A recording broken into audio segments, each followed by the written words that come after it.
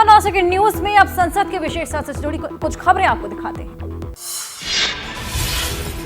संसद के विशेष सत्र को लेकर कांग्रेस की तैयारी। कांग्रेस ने अपने राज्यसभा सांसदों को जारी किया व्हिप। विशेष सत्र के लिए 18 से 22 सितंबर तक सदन में उपस्थित रहने के लिए कहा। सीताराम येचुरी ने संसद के विशेष सत्र में लाए जाने वाले बिल को लेकर एक्स पर पोस्ट किया। चुनाव आयोग को कंट्रोल करना चाहती है मोदी सरकार, सुप्रीम कोर्ट के फैसले का हो रहा है उल्लंघन।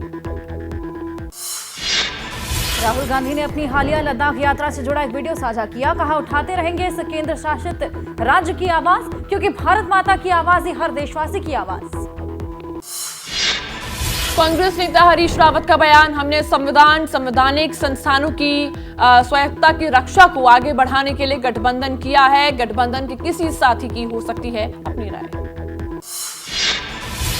हैदराबाद में आज बीआरएस संसदीय दल की बैठक। सीएम के चंद्रशेखर राव की अध्यक्षता में होगी भारत राष्ट्र समिति की बैठक। संसद के विशेष सत्र को लेकर पार्टी करेगी मंथन। और 9 सेकंड न्यूज में वक्त 2024 की चुनावी खबरों का। छत्तीसगढ़ में पीएम मोदी ने विपक्षी गठबंधन Indian national developmental inclusive alliance पर साधा निशाना। कहा, भारत को मिटाना चाहता है गठबंधन, देशवासी सतर्क रहे। पीएम मोदी ने कहा, विपक्ष ने मिलकर एक इंडी गठबंधन बनाया है। इंडी गठबंधन ने तय किया है कि वो भारत की सनातन संस्कृति को समाप्त करके रहेगा। पीएम मोदी ने भूपेश बघेल की सरकार पर साधा निशाना। कांग्रेस सरकार पर घोटालों की राजनीति करने का आरोप। कहा, गरीबों के कल्याण में पिछड़ गई लेकिन भ्रष्टाचार में आगे। पीएम मोदी की टिप्पणी पर कर्नाटक के मंत्री प्रियांक खरगे ने कहा, कई गंभीर मुद्दे के जिन पर पीएम मोदी को देना चाहिए ध्यान। सनातन धर्म 3500 से अधिक वर्षों से जीवित है और जीवित रहेगा। पीएम के बयान पर कांग्रेस नेता इमरान प्रताप गढ़ी ने कहा, इंडिया अलायंस से बौखला गई है बीजेपी, इसीलिए इस तरह के नैरेटिव बनाने की हो रही है कोशिश। सनातन पर सियासी महाभारत के बीच अन्ना द्रमुक नेता पलानीस्वामी ने गृह मंत्री अमित शाह से मुलाकात की। मुलाकात को लेकर अटकलों का बाजार गर्म। एमपी विधानसभा में नेता प्रतिपक्ष गोविंद सिंह ने आरएसएस को राष्ट्रीय षड्यंत्रकारी संगठन बताया। कहा, उन्हें षड्यंत्र करना सिखाया जाता है। आरएसएस अफवाह फैलाने वाली सोसाइटी। बीजेपी सांसद मनोज तिवारी ने पीएम मोदी को बताया भगवान राम और कृष्ण का अंश। कहा, चक्र लेकर निकल पड़े हैं भगवान राम और कृष्ण के अंश नरेंद्र मोदी। राजस्थान के भीलवाड़ा में केंद्रीय मंत्री अनुराग ठाकुर ने कांग्रेस पर साधा निशाना। कहा, कांग्रेस को सनातन धर्म से शर्म आती है।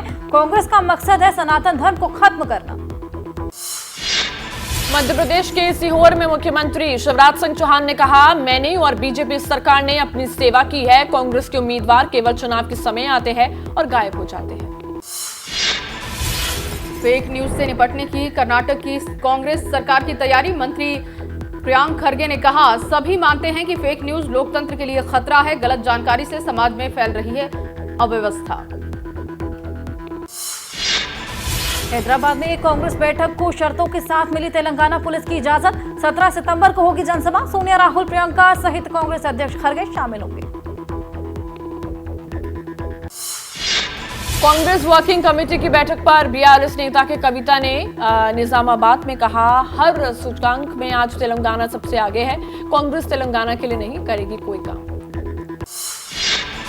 टीडीपी और जनसेना एक साथ लड़ेगी अगला चुनाव। जनसेना नेता पवन कल्याण ने कहा, आंध्र प्रदेश वाईएसआरसीपी को और बर्दाश्त नहीं कर सकता, इसीलिए दोनों पार्टियां आई हैं साथ। जेल में बंद टीडीपी नेता चंद्रबाबू नायडू के बेटे नारा लोकेश का दिल्ली दौरा। लोकसभा में पार्टी के नेता राम मोहन नायडू भी साथ। दिल्ली में कई नेताओं से कर सकते हैं मुलाकात। नरेंद्र सिंह तोमर ने एमपी के उमरिया में राहुल गांधी पर कसा तंज। राहुल गांधी को बताया सीजनल हिंदू। कहा, चुनाव आते ही जनेऊ पहनना शुरू कर देते हैं राहुल गांधी।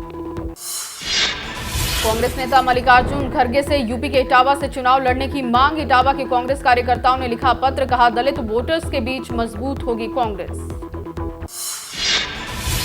मेरठ में यूपी कांग्रेस अध्यक्ष अजय राय ने बीजेपी पर साधा निशाना। कहा, इंडिया गठबंधन से बीजेपी परेशान और घबराई हुई है। यूपी में 80 लोकसभा सीटों पर चुनाव लड़ने की तैयारी। कर्नाटक के deputy CM DK Shivakumar Reddy ने जयपुर में राजस्थान के सीएम अशोक गहलोत से की मुलाकात। राजस्थान ने मंत्रियों से भी मिले कर्नाटक के डेप्यूटी सीएम।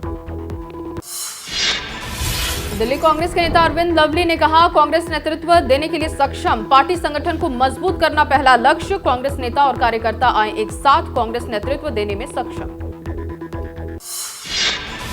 आप कांग्रेस के बीच फिर शुरू हुई तकरार। कांग्रेस नेता भूपेंद्र हुड्डा के बयान पर आप नेता अशोक तंवर का पलटवार। रस्सी जल गई पर बल नहीं गया।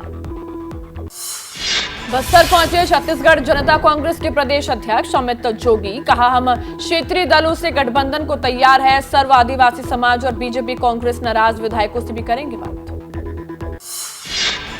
कांग्रेस अध्यक्ष मल्लिकार्जुन खड़गे से मुलाकात पर हिमाचल प्रदेश कांग्रेस प्रमुख और सांसद प्रतिभा सिंह ने कहा, 2024 के चुनाव के मद्देनजर पार्टी को मजबूत करने पर चर्चा। आरजेडी नेता मृत्युंजय तिवारी ने कहा, हमारे पास पीएम मोदी से बेहतर पीएम पद के उम्मीदवार हैं, इसलिए बीजेपी की बात ना करें, महंगाई पर बात करें। बिहार बीजेपी अध्यक्ष सम्राट चौधरी पर लालू पर निशाना। कहा, लालू जी पहले भी नौटंकी करते थे और अब भी नौटंकी करते हैं। बिहार सरकार विक्रमशिला में बनवाए विश्वविद्यालय। पटना में नेता विपक्ष विजय सिन्हा ने कहा, नीतीश से बीजेपी अब कभी गठबंधन नहीं करेगी। ना तो बीजेपी और ना बिहार की जनता नीतीश को स्वीकार करने को तैयार। पटना में जेडीयू नेता अभिषेक झा का बयान, जेडीयू का बीजेपी से गठबंधन कभी नहीं होगा। भ्रम फैलाने की हो रही कोशिश, विपक्ष को एकजुट कर रहे हैं नीतीश। कांग्रेस ने हिमाचल के लिए पीएससी का किया गठन। हिमाचल प्रदेश इकाई के लिए 25 सदस्यीय राजनीतिक मामलों की समिति। मुख्यमंत्री सुखविंदर सिंह सुक्खू समेत कई वरिष्ठ नेताओं को जगह। पत्रकारिता कोई इमोशन नहीं है, ना अपना कोई ज्ञान देना है और ना कोई विचार थोपना है। पत्रकारिता क्या है?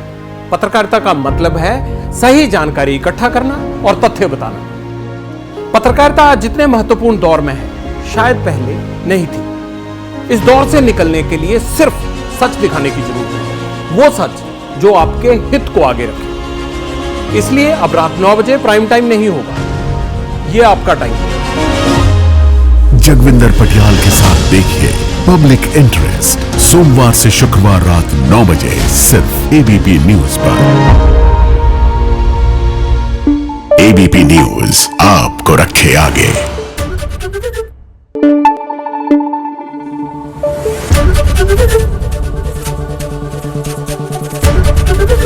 एबीपी न्यूज आपको रखे आगे।